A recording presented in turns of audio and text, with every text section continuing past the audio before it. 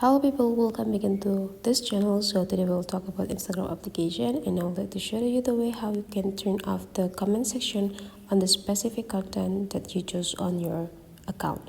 Open your Instagram application and you just need to open your profile right away, and then like a display there the content that you have. So you just need to pick which content that you want to turn off the comment sections in, and here already comment sections right there. And I would like to turn it off by go click these three small dots and just go click turn off commenting.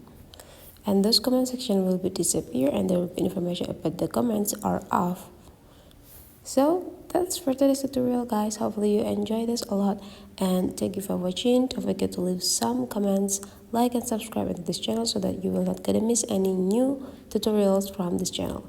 So let's begin into other tutorial.